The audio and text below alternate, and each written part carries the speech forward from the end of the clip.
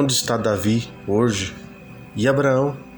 Onde estão o apóstolo Paulo, Esther, Ruth e Maria, homens e mulheres de Deus? Onde estão Caim, Jezabel, Judas e tantos outros que escolheram seguir o príncipe das trevas? Se passou pela sua cabeça que a resposta para essas perguntas seria essa galera toda estar no céu ou no inferno, saiba que isso não é um ensinamento bíblico. A má interpretação de alguns textos isolados da Bíblia, como a parábola do rico e o Lázaro, e a construção e influência cultural são responsáveis por nossa memória sobre um inferno queimando e torturando as almas, ou um céu e purgatório que não existem na Bíblia.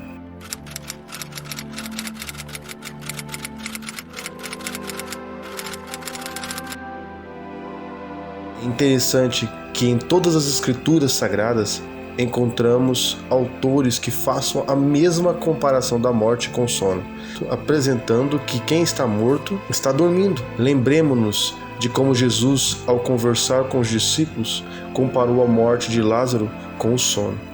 Lázaro, o nosso amigo, dorme, mas vou despertá-lo do sono. Disseram, pois, os seus discípulos: Senhor, se dorme, está salvo. Mas Jesus dizia isto da sua morte. Eles, porém, cuidavam que falava do repouso do sono. Então Jesus disse-lhes claramente: Lázaro está morto. João 11:14. O próprio Jesus esteve 3 dias e 3 noites morto na sepultura. E assim também estão todos os que já morreram, ímpios e justos, não importa. Tirando Enoque e Elias, que não passaram pela experiência da morte e foram levados por Deus, e Moisés, que foi ressuscitado e aparece para Jesus no Monte da Transfiguração, tirando esses casos que conhecemos pela própria Bíblia, todos os outros estão dormindo no pó da terra e aguardando o retorno de Jesus para a consumação dos séculos. O corpo e o espírito são uma combinação de Deus na criação que podemos chamar de alma vivente. E formou o Senhor Deus o homem do pó da terra, e soprou em suas narinas o fôlego da vida, que o homem foi feito alma vivente. É claro nos textos bíblicos que a alma vivente é a soma do corpo físico feito do pó da terra e o fôlego do detentor da vida. Por isso, quando morremos, o fôlego que pertence a Deus, e por isso pertencemos também a Ele, volta para o Criador e o corpo volta para o pó da terra. Então, o nosso corpo voltará para o pó da terra, de onde veio, e o nosso espírito voltará para Deus, que o deu. Eclesiastes 12:7.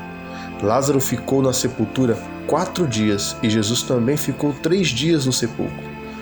Os dois ressuscitaram para poderem voltar à vida e não sabiam de nada enquanto dormiam no pó da terra. Porque os vivos sabem que hão de morrer, mas os mortos não sabem coisa nenhuma. Eclesiastes 9:5. Assim também é a condição de todos os homens e mulheres que viveram no passado e morreram.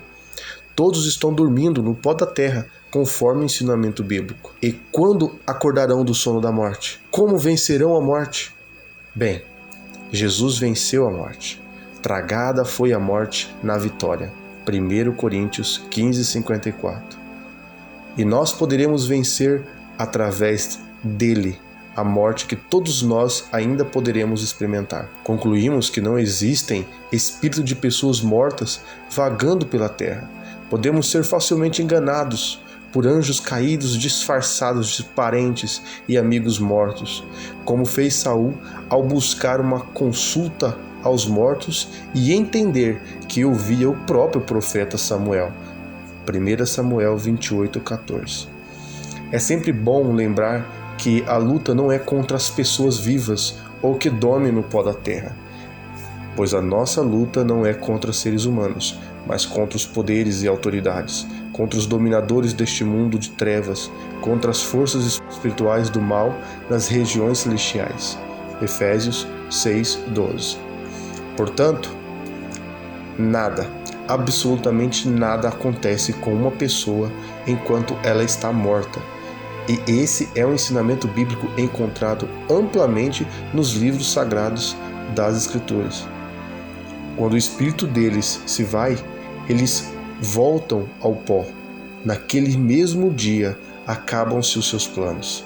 Salmos 146, 4. Toda a Bíblia demonstra claramente aquilo que deve ser a base do cristianismo para a sua compreensão sobre o estado dos mortos. Enquanto estamos vivos, a graça de Deus está ao nosso alcance.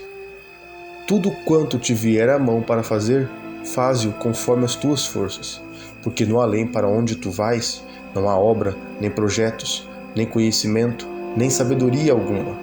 Eclesiastes 9, 10. Mas, depois que morrermos, aguardaremos o julgamento final, quando então seremos ressuscitados para a vida eterna ou a morte eterna. O ensinamento de Jesus é claro. Não vos admireis quanto a isso, pois está chegando a hora em que todos os que repousam nos túmulos ouvirão a sua voz e sairão. Os que tiverem feito bem, para a ressurreição da vida, e aqueles que tiverem praticado mal, para a ressurreição da condenação. João 5, 28 e 29.